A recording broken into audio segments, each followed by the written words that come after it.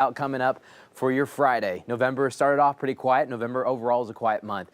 That changes tomorrow afternoon and evening. There has not been a change to the impact zones coming up for Friday. Still level 2 severe risk from Van Buren northbound. From Fort Smith and south, we've got that level 3, and that extends all the way deep into Texas. I think even farther south, about here in northeast Texas, kind of east of Dallas, but north of Tyler, just west of Texarkana. That's probably going to be the prime zone for the biggest storms coming up here shortly. Now, we're going to be live on all platforms as we give you an update. We've got a couple things to share with you that's new this evening, and then this gives you an opportunity if you have a couple specific questions for your Friday evening, because we all got several different things going on, right?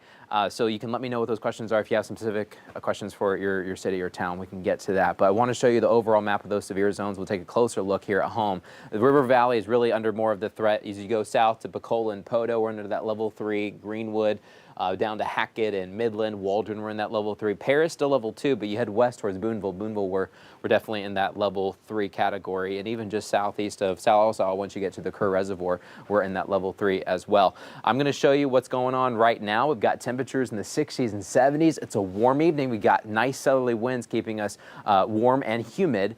2 ingredients that you need for thunderstorms.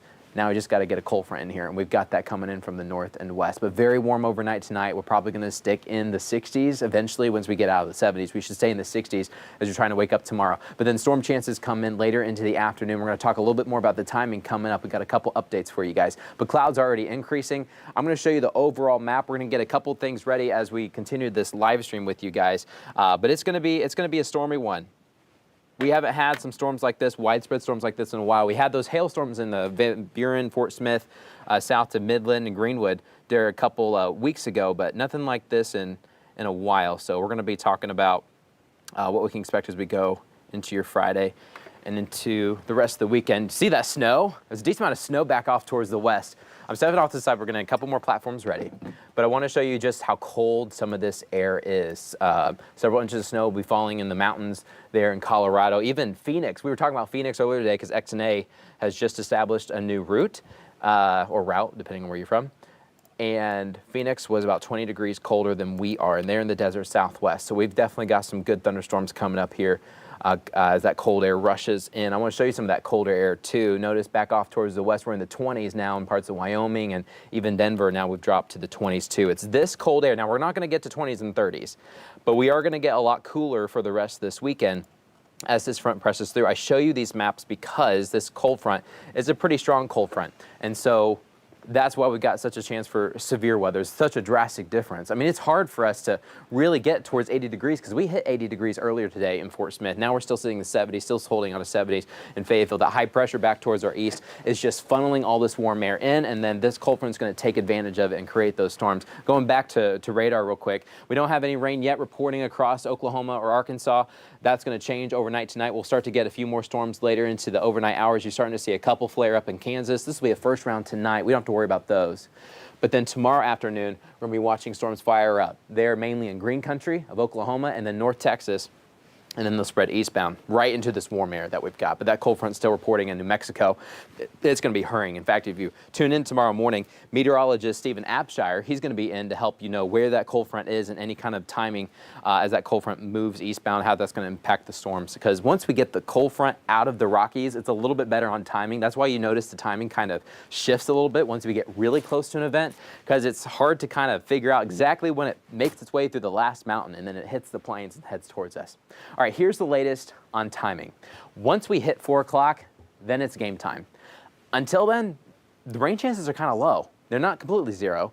And any kind of rain chances that we get from the morning to early afternoon, they're going to be light. A couple light showers, clouds are going to be thickening up.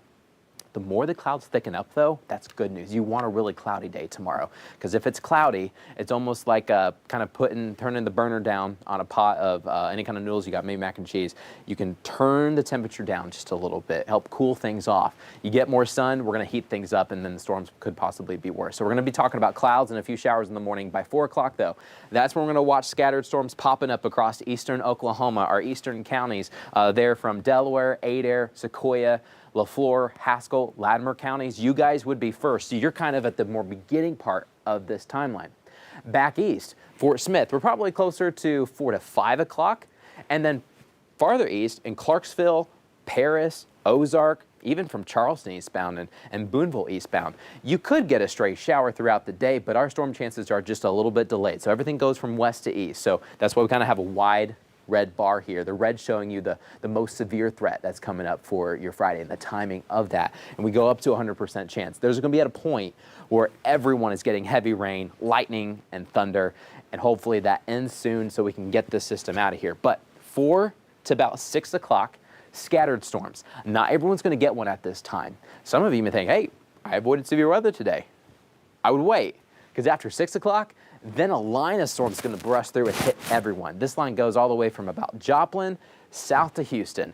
There's no way to avoid it. Every Arkansan is going to get some rain at some point. Now, each storm is going to vary in intensity.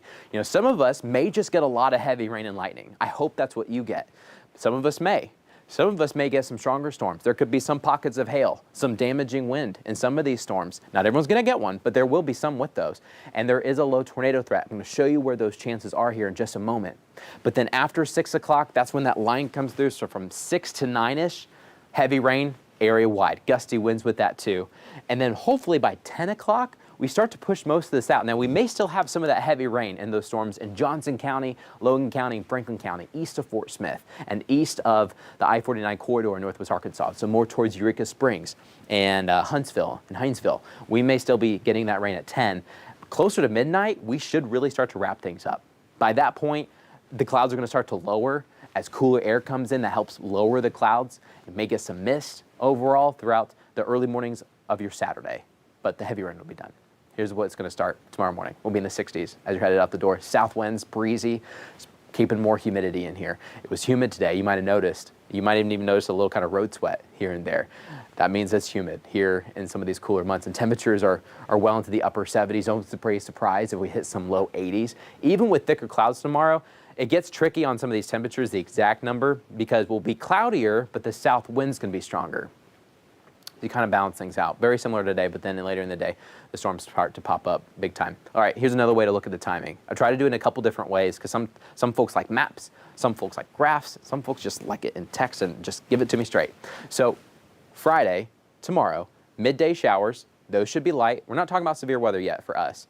There could be some stronger storms back towards Oklahoma City and Stillwater. Middle of the day, not for us. Here in eastern Oklahoma and western Arkansas, midday showers. By 3 o'clock, keep your eyes open. We may start to get a couple flare-ups, but I think it's closer to 4 o'clock when there'll be a little bit more widespread, still hit or miss, in eastern Oklahoma and getting close to the state line.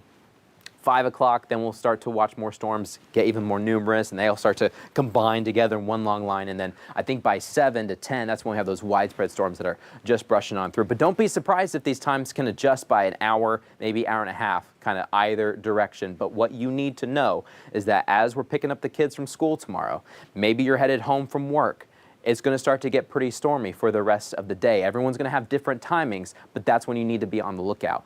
And from school start to end, we should mostly be okay. Here's a look at Futurecast. This evening, we've been watching the clouds thicken up across Arkansas and Oklahoma. Watch for some of those light sprinkles. Maybe go ahead and bring the kids a light jacket as they're headed to school. And maybe it's a good idea to have them already as the storms come in later into the evening. But here is 3 o'clock. So we could still have a stray shower anywhere, but that's when the storms start to flare up in eastern Oklahoma. Some of these could be severe. When they're separate like this, you know how there's kind of space in between? That's when they can rotate. It's almost like take yourself, if you're not touching anyone, you can spin around pretty easily.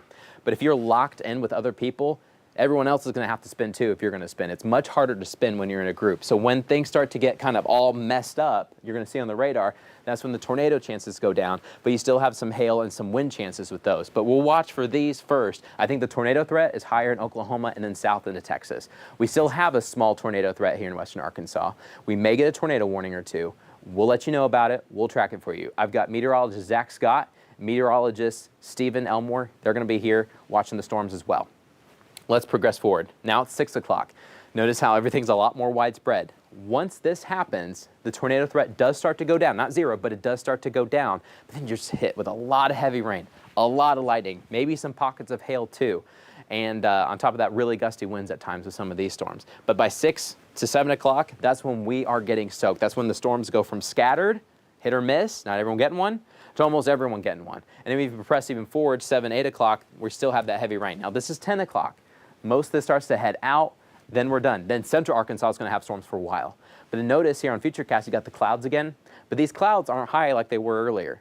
These are low clouds. These are just maybe a couple hundred feet above us. It can kind of even seem a bit foggy for a few of us, especially the mountains, waking up Saturday morning with a couple sprinkles. But we should push a lot of that out by lunchtime on Saturday so that for the Hogs game, we should have mostly clear skies. I mean, sometimes it's very tricky timing out the exact end to the clouds after a storm system. That's the last thing we kind of worry about, to be honest, because we're so focused on storms. But it does look like that clearing should take place after lunchtime. Here are the severe threats for your Friday night, in the evening and nighttime hours: high winds and a lot of lightning with these storms. There's going to be a lot of water too. We're taking a look at something called precipitable water, where you can estimate how much water is just sitting above our heads. We've got about 3 inches to tap into. So a lot of us can get 1 to 3 inches. That's kind of how a lot of that works. But some flash flooding could be possible in some remote spots, but expect to get soaked. At least 1 inch. That's pretty good in a couple hours time span. Tornado threats, hail threats. They've now bumped them up, went ahead and bumped them up from very low to just low. We're still in the low category, but that's something we're going to have to watch. There is some rotation to the atmosphere. Now let's take a statewide view. I've got my own coworkers here at 5 News that, they're headed out Friday evening. Maybe they're headed back to see some friends in Oklahoma. Maybe they're headed to Little Rock. So what's going on from a statewide perspective? Well, most of Arkansas is going to be fine for the majority of the daylight hours. Remember, sunset's around 6. But here in the western part of the state, that's when things get more active, 3, 4, 5 o'clock, as storms start to come in from Oklahoma. Eventually, they're mostly really getting into Arkansas by 6, 7 o'clock. That's when we're all soaked. Little Rock, just on the edge of some of that rain as it's coming in. Little Rock will probably get more of their storms in Conway right around 9, 10 o'clock, even north to Mountain Home, south to El Dorado. And then eastern Arkansas may have to wait more towards the early morning hours on Saturday. So this is midnight going into Saturday morning, starting the weekend, as storms starting to clear Little Rock. But when this line comes through, man, it's going to have some gusty winds across the entire natural state.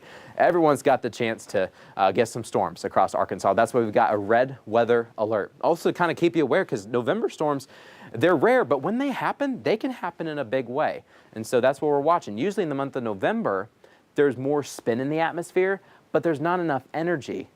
But on the days that you start to get energy, that's when you have to watch. So we've already got the spin. You can almost just guarantee there's some spin in the atmosphere. We've got it Friday, and now we just got some energy, temperatures warming up into the 70s. The damage is done with the cooler air, though, heading into Saturday. Of course, we got the fall back Saturday night into Sunday morning, gaining an hour. Longest weekend of the year, technically, I guess.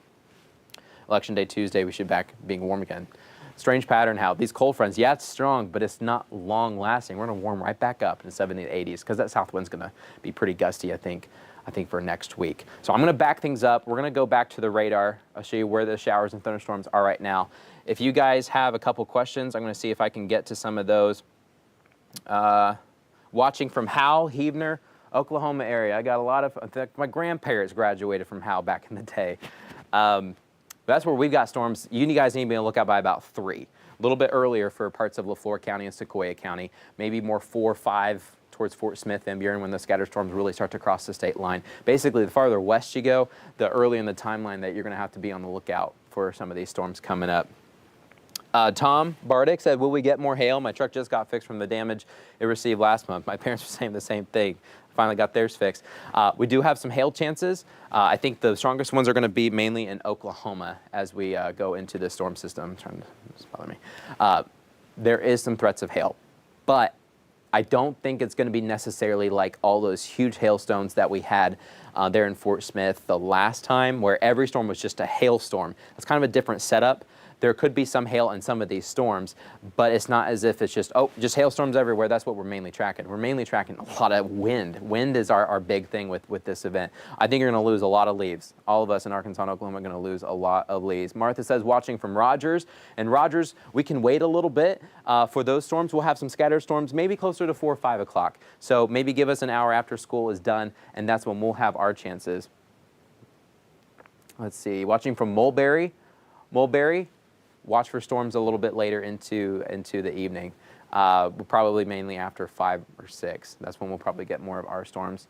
Watching from Gentry, that's where we got storms. Anyone know about the possibility of power outages? Generally with the wind, of course you can have power outages. There's still leaves on the trees, but they don't act as much of a sail this year because if you just put a wind on them, they'll just blow off. In the summer, when the leaves are attached, they hold on better so they can catch the air better and then help the tree completely fall. But at this point, the wind's too strong, the wind just blow the leaves off, kind of like that. But the tree, but there could still be power outages. Let's see. A lot of people are asking what exactly I'm going to get with tornado risk, hail risk. So what you need to know is that with these storms coming up, all modes of severe weather are possible. But overall, the majority of us, everyone's going to walk away with heavy rain, thunder, lightning, and some wind. Some of us will get a lot of extra wind, maybe even some damaging winds. We'll have to be on the lookout for that. There could be an isolated tornado or two. Those would mainly be south of the Arkansas River, and especially, I think, into Oklahoma. That's what it looks like right now. It's when these storms are a little bit more, we call them discrete. What that necessarily means is that there's a little space between them. That's when some of these storms may try to have a little bit more rotation. So we'll watch those. But that comes around just after 3 o'clock, into 4 o'clock is when we'll start to watch those start to approach. But late afternoon, just be on the lookout. We're going to have an update about an hour before the storms really start to get going. We'll have an update. You can just have the 5 News app. We'll get a push alert. We'll also have it live on YouTube and Facebook and our app and 5 Plus and all the different things like that. So watch out for that too. So we'll kind of give you an update. If things look like they're coming sooner, we'll let you know. That's our best way to do it. And once again, it's all about the timing of getting that cold front out of the Rockies. We were talking about some of that cold air still bottled up there in New Mexico and parts of Colorado. We still have a couple mountains there on the eastern fronts of the Rockies. Once we can get the front past that, then we can help time it a little bit better. We'll probably have even a better timing by tomorrow morning where we can fine-tune maybe by an hour or so for some of us, but we got to get the cold air out of the mountains. You know, sometimes it's hard for us to predict when we got a cold front that's going through the Boston Mountains exactly when it can get into the river valley. Same story, but the mountains are way taller back off towards the west. So that's one thing we do have to watch out for. But make sure you guys just have your severe weather plan ready. It's coming up after school. Make sure the kiddos at home, if you're not home, and they head home before you do, make sure they know what to do. It wouldn't be a bad idea to just make sure that they have a way to get some live coverage if they need it, or you guys can get it and forward that to them. Make sure things are just charged. I mean, you guys know all the kind of jazz with all that. Make sure things are charged. Make sure everyone knows just what's going on. Just be weather aware. Heavy rain's going to come in. Everyone's going to get heavy rain. Some of us may just squeeze by with some heavy rain and lightning. That would be good.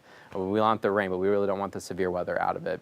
But it's all about when these storms come in and as they exit. We're going to start getting ready. One more question. Steve says, is there a flood threat with this system? Not. I mean, there's a medium threat. We had that in our storm threats.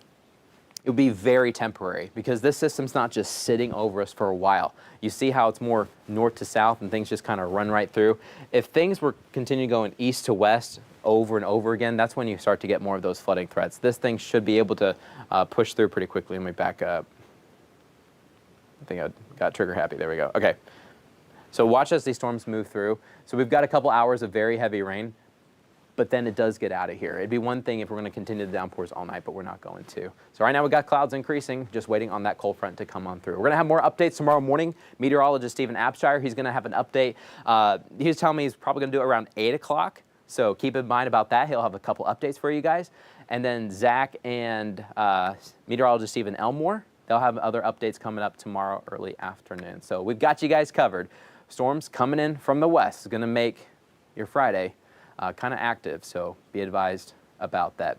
Whether by light or by night, your 5 News weather team will be by your side. We'll see you guys soon.